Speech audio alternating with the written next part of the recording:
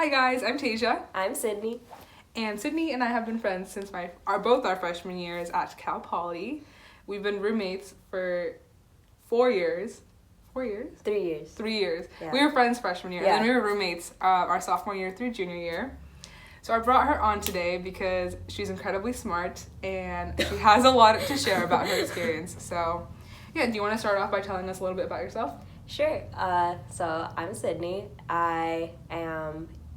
Technically I've already finished my bachelor's in software engineering at Cal Poly, and right now I'm in the 4+1 master's program at Cal Poly. I'm in computer science. What else? Oh, I'm from San Diego. Okay, so I was going to ask you, I remember when you were a freshman, you came in as civil engineering, and then you actually switched into software engineering. Mm-hmm. So can you talk a little bit about why that is? Sure, yeah. When I was a senior in high school, I really liked math and physics, so I really liked roller coasters. So I read somewhere that civil engineers build roller coasters, and I really wanted to do that. So I went into I applied to all the colleges as civil engineering because I wanted to build roller coasters. And then after I had already applied to colleges, I had done some extra credit assignments for my physics class.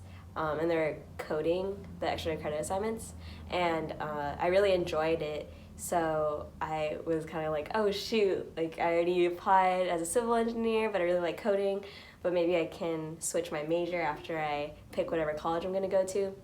And then I ended up picking Cal Poly because I thought their civil engineering program was pretty good.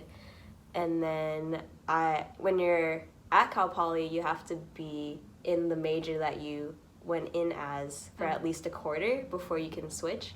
It's just a requirement. And then I took some civil engineering courses the first quarter of my freshman year, and I really didn't like it. Mm-hmm. Like, we were just learning about a lot of different careers that you can take as a civil engineer, and like 1% of it was building roller coasters. So I assumed that I wouldn't be building roller coasters. I probably wouldn't be in that 1%. And I remembered how much I liked coding, so my second quarter of my freshman year, I enrolled in the 101 computer science class with Tasia. Mm-hmm. We were partners. Yeah, we were partners in that class, and I think that's when we became really good friends. And I really enjoyed that class. The professor was really awesome. I got a C in that class, but I still really liked it, and I still decided to switch into software engineering after that, and yeah, that's why I switched. Thanks. So you mentioned that you took the physics class in high school, and you had an extra credit coding assignment in that class, right?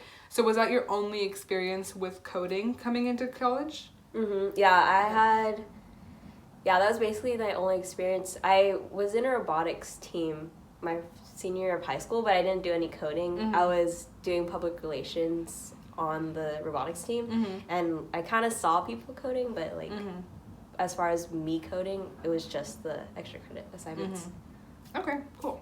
Sydney's the first person that I've had on my channel that is software engineering, and it's pretty similar to CS, but I guess, do you want to talk a little bit about why you chose software engineering over computer science? Yeah, so when I was trying to decide between computer science or software engineering, I was talking to a lot of advisors and I think the computer science professor we both had, and they all kind of said that most of the class, like first and second year classes that you take as computer science and software engineering are all the same.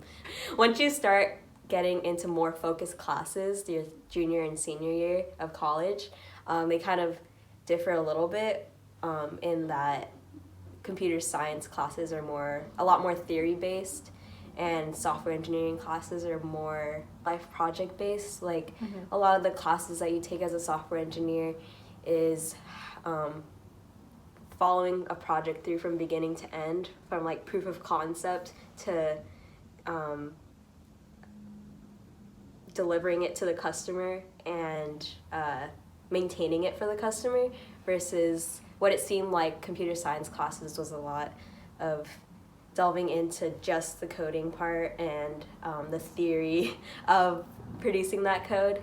And I kind of wanted to focus on following a project from beginning to end and what that would feel like, because I feel like that's what you do in the real world when you get a job. That's pretty spot on. And I'm going to probably make a video later on talking more in depth about the differences between software engineering and computer science, but I feel like that encapsulates it pretty well. And I know, like, in your time at, Cal Poly during undergrad, you spent a lot of time working on graphics projects and programs. So do you want to talk a little bit about that? And I guess you had a concentration, right? It was within graphics? Kind of. So there's not like a concentration like in graphics at Cal Poly, but there's a lot of graphics classes at Cal Poly that you can use up all your electives to just do graphics classes, which I pretty much did. The reason why I chose graphics is because you do a lot of math and physics when you're coding graphics, and I really like that. And then also a lot of the coding projects that I had done, I feel like there wasn't a lot of visual, what am I saying? Like visual, like the GUI, the user interface. Yeah, like there's not a lot of things that you can see like, oh wow, it works. It's like you have to like write tests to make sure it works. Versus with graphics, you can visually see what you're doing and see if that's the visuals that you're trying to produce. And I thought it was really cool because I'm a really visual person. I like it, just like in learning and in life, like I like it helps me to have visuals, so I thought graphics would be a cool thing to try, and I really enjoyed it, so I just kept delving deeper and deeper into my graphics courses. And going off of that, can you talk about like any internship experience that you've maybe had with having a graphics concentration and like real world jobs that this could be applicable to? So I think the majority of people who go into graphics, they are into they're trying to get a job in video games, or they're trying to get a job in animation, like coding in animation films, which I want to do. That's kind of what I'm trying to do. I'm trying to work at Pixar, Disney, or DreamWorks, and be a software engineer there, or a technical director at those animation studios or something like it. And that's what majority of people do. But so for my internship this last summer, I worked at this company called CACI, CACI, and the office that I worked at, we work on 3D graphical display systems for rockets, so like rocket launch display systems. So our customers include SpaceX and ULA, so we would write programs for SpaceX and ULA to see what their rockets would look like in real time, because you can't exactly take a drone and follow the rocket to see what it looks like, but we would make like a 3D model of a rocket and then give it to a program, and then give that program real-time information about like the wind or the drag or just things that are happening to the actual rocket in real life, and then give that to the program, and then the customers can see the real-time data in action being used on the 3D model instead of the real-life rocket, if that makes sense. So it was kind of cool. I got to work on, even though it wasn't at an animation studio, I was able to work on some 3D graphics stuff in a way that I didn't think that I would. It was pretty cool because, I know, rockets are pretty cool. And it was cool because we got to talk to SpaceX people and talk to ULA people. It was a really cool experience. Does that break your NDA, by the way, to say those companies' names? Okay. So I talked to the HR people, and they're like, what can we like write in our resume, or like what can we tell people? And they said, oh, you can say that you worked on rocket launch display systems for SpaceX and ULA. They're like, yeah, you can name drop. They're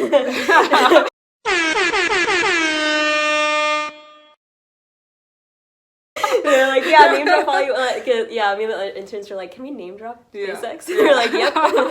That's so cool. She was telling me about that before, and I was like, that sounds like an amazing internship experience. So, yeah. So the next thing I wanted to ask you about is the 4+1 program, and I wanted, I guess, even I'm uneducated about that. I don't really know the difference between that and what a true master's program is. So can you talk about that a little bit? Sure, yeah. So Cal Poly and probably other colleges around the country, Cal Poly has this program called 4+1 where if you do your undergrad at Cal Poly, you can apply to 4+1 and you're able to get your master's done in 1 year. I'm sure a lot of colleges have that too. It's just you can start if you're in 4+1, you can start on your master's courses and get undergrad elective credit and master's credit at the same time. So it's kind of like a double credit classes, which is how you're able to graduate or finish your master's in 1 year. Whereas the master's program, you could finish in 1 year, but you'd be really stressed out because you need 20 classes and do your thesis to finish your master's, at least at Cal Poly. And that's pretty hard to do in 1 year unless you really stress yourself out. So I think most people who are in the master's program, they graduate in like a year and a half, maybe 2 years, just because there's so many classes. And to be full-time at Cal Poly as a master's student, you just need to take 8 units. Okay. And then if you're an undergrad, you have to take 12 units to be full-time. So a lot of the other master's students that I've seen, they just take 2 classes, which is 8 units, and then the one part of their thesis, which you're not going to finish in a year, because if you take 2 classes every quarter, then I don't know, it's going to take you like 5 quarters to finish your master's. Okay. And how does applying to the 2 programs work? Is it the same way for 4+1 and master's? Yeah, so if you're doing a 4+1, you don't, it's probably the same at other colleges too, but at Cal Poly, you don't have to pay an application fee to apply, whereas in the master's program, if you're applying to the master's program, you do have to pay the application fee. And then if you're applying to 4+1, you don't have to take the GRE. It's not a requirement, so you don't have to schedule that or pay for that, and then you don't have to make sure you get a good score. But if you're applying to the master's program, you do have to take the GRE, and your score is like really taken into consideration. I think the rest of the application is pretty much the same, as far as like you have to like write a purpose statement and you have to fill out an application. But yeah, those are the only differences for applying. Yeah. And is like at the end, like when you graduate with a 4+1 degree or a master's, is it the same on your, like can you put the same thing on your resume? Oh yeah, so if you're doing 4+1, you get your bachelor, you technically get your bachelor's and your master's at the same time. Like you don't get your bachelor's until you finish your master's. But you can, if you're in 4+1 and you're like, oh man, like I can't finish my master's, it's just too much school, like I can't do school anymore. You can always drop 4+1 and just get your bachelor's whenever you finish up your bachelor's. But yeah, you like technically don't get your bachelor's until you quit 4+1 or you finish your master's. Versus if you're in the master's program, you already have your bachelor's done, so you can say you have a bachelor's degree, and then you wait until you finish your master's to get your master's degree. But like, as far as like resume goes, like I've been putting on my resume that I'm a master's student and I already have my bachelor's degree because I already finished all my classes for my bachelor's degree. I'm just trying to finish up my master's classes. So yeah, I just been putting master's because like technically I consider myself a master's student. Okay. I mean, yeah, based on what you're saying, like 4+1, it essentially is the master's, so. Yeah, it's basically the same. It's just you can take, if you're in 4+1, you can take bachelor's classes and master's classes at the same time. Okay. Yeah. All right, well, I'm learning too, so.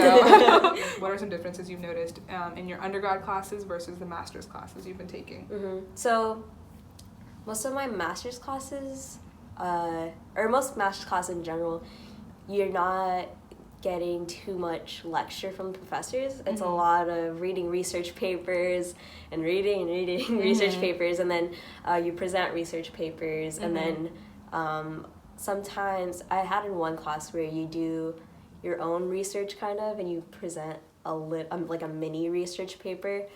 I think it's just like preparing you for because for your thesis you need to read a lot of other research to write about in your own thesis, because you need a lot of background in your thesis, and you need a lot of related works in your thesis. And so I think those classes just kind of prepare you, since you have to do a lot of reading for research anyways. Why not prepare you for that? And then also you have to like do mini research projects, so it's kind of like helping you with your thesis too, because your thesis is a research project. There are different types of theses you can do, but at Cal Poly the main type of thesis that they do is thesis projects. With undergrad classes, there's a lot of lecturing and there's a lot of projects to do with it, and there are projects in a lot of my master's classes, but like I would say more of like a wider scale project, like it's a full quarter project, versus in a lot of undergrad classes there's like 5 or 6 mini projects, and they're not mini, but like in hindsight they're mini projects versus like a quarter long project. Yeah. Honestly, a lot of my master's classes have been easier than my undergrad classes. Really? Just because like I think I've talked to a lot of other master's students about it, that the hardest thing about being a master's student is becoming a master's student. Like the hardest thing is getting into a master's program. And after that, I think professors know that you've been in school for a long time, and if you're in this master's program, you're probably pretty smart. So you don't need to prove how smart you are. You don't need to show them how smart you are. Yeah. If you're a master's student, you're kind of there. They know that you're there to learn, instead of like a lot of undergrads are just there to pass, you know? Like they just do things to pass, which is fine. Like it's understandable. Like you're trying to get a job, you're just going to college to get a job, versus like if you're a master's student, you really are trying to hone in on your skills and study something that you're trying to concentrate in, and they know that, or it's like it seems like a lot of professors know that and respect that, so they don't expect too much from you. So it's honestly, my master's classes have been a lot easier than any other undergrad classes that I've had, just because there's less work and like lower expectations, because they also know you're working on your thesis, and that's going to be taking up the majority of your time, which it should. I've talked to a professor about this before, like thesis research should be what we should be focusing on. It kind of sucks because when you're a master's student or a 4+1 student, you have to maintain a B average in everything in order to stay in the program. Oh, I didn't know that. And so I think that's another reason why they keep the classes so easy, because they know you need a B average in all of your classes, or in each quarter maybe. You just need to maintain a B average for your overall GPA, and they know that can be difficult if they make the classes too hard. So that's probably another reason why. So, do you want to tell us a little bit about your thesis and what work you've done so far? Sure, yeah. So, as we've talked about, I've been focusing on computer graphics and computer animation, and that's what I'm trying to focus on in my thesis too. And so, for my thesis project, I am doing this body mapping projection where we take I'm sure you guys know what Xbox Kinect is. It's pretty common consoles, an Xbox. So they have a Kinect where you can track a person's body movements, and that they use that for games like Dance Dance Revolution. Like that's a pretty popular game. And then you don't like need anything other than your body and the Kinect to play that game. Or you also need the game. But Is anyways, there sensors on your body? Like no. So for the Xbox Kinect, they just know, I don't know how it works in the hardware, but they track your body movement. You don't need any sensors. You don't need anything. That's just how the Xbox Kinect works. And then Microsoft came out with this new Kinect called the Kinect. Azure Kinect. And it's a way more advanced Kinect. It doesn't work with the Xbox. It's meant for developers to do research and make some really cool projects. So we're using that Kinect to track body movements, and we use that data, and we take the data and we map textures or animations or pictures to the body data that we get from the Kinect, and then we use a projector to project those textures, animations, pictures to the person's body. And so we do this in real time, since the Kinect gets data real time. So we're like getting data in, and then we're pushing some textures out onto the person's body, and it follows the person as they're moving. The purpose that we're making this project is to create performances or an art installation that can just follow you in real time, and you can produce some pretty cool, like, effects, I guess. Yeah, some pretty good performances and pretty good cool effects for your performance. So like a lot of people have done similar like body projection things, except they pre-record the body data, and then whoever's dancing on stage has to remember like exactly how the pre-recorded video worked. And for our project, like if someone wants to do some improv, or if like they just mess up a little, like a lot of dancers mess up, then it doesn't matter, because it just keeps following them, and it won't ruin the effect that whoever designed the performance is trying to give. So yeah, I think it'll be a really cool project. Well, cool. I guess you still have another 6 months or more than that in the master's program, right? Yeah, so yeah, it's only been my first quarter. I still have 2 quarters left. So look out for my thesis project. I'm going to have a performance sometime, hopefully. I can say we kind of already have like a rough draft of it, me and my professor, and he brought it to Burning Man this past summer, Burning Man 2019. I don't know, there's a video out there. If you guys look up Eye of Metamorphosis on YouTube, it'll be there. Down below. Yeah, it'll be there. You can see some pictures we have from Burning Man and kind of how our version 1 is working right now. We're still trying to make it look better, make it faster. It's kind of slow, but we're working on it. I mean, I still have 6 months, or 6 or so months to go. So my final question for you is, if you could talk to young Sydney that was still in high school and she doesn't know what the future holds, what advice could you give her, to succeed at Cal Poly or just wherever she went with computer science? Computer science related, or? No, it doesn't have to be computer science related. It could be literally just anything to succeed in college, I guess, and to help her find her way. I would say I was I'm not like super shy person, but I would say I was more shy in high school than I am now. And so I'd probably tell myself, don't be afraid to talk to people, because a lot of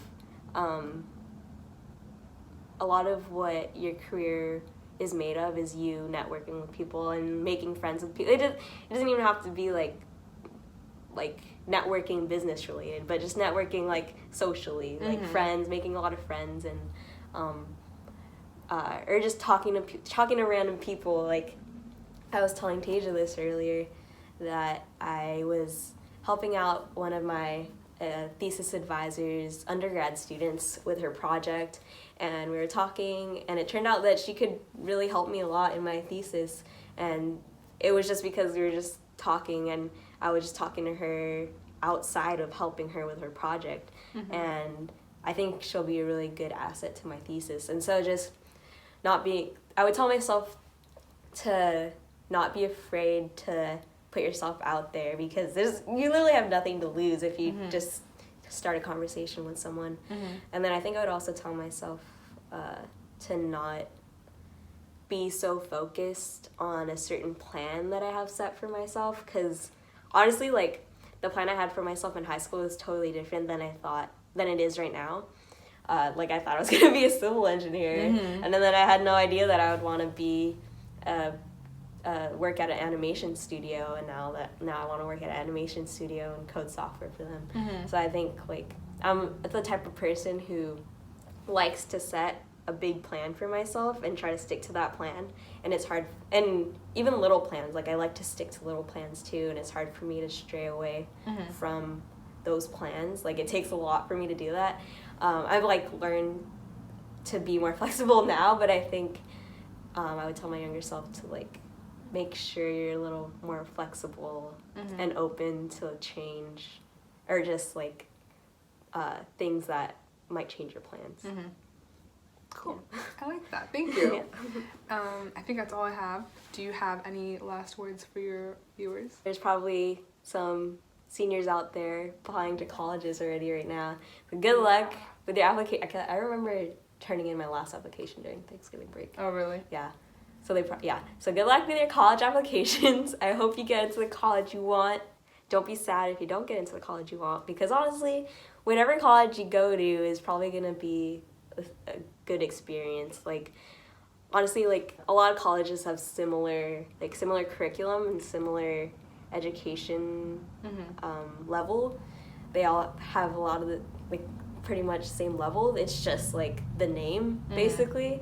And I like, especially like for high school seniors, it doesn't seem like that, but honestly I think it's just the name. Like you can just like those name drop colleges are just names, and honestly they're gonna, if you don't get into the name dropped one that you want to get into, then it's okay. Like you'll probably get the same type of education you'd get there, and it's all about what you try to get out of the college experience.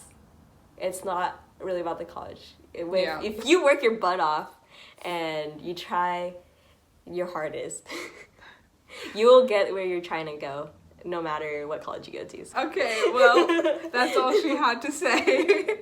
Thank you so much for being on my channel, and thank you so much for being a great roommate for such a long time. I know. I'm gonna miss sad, you. I know. So yeah, thanks for watching. Thank you for being here today and your wisdom, Sydney. Yes, of course.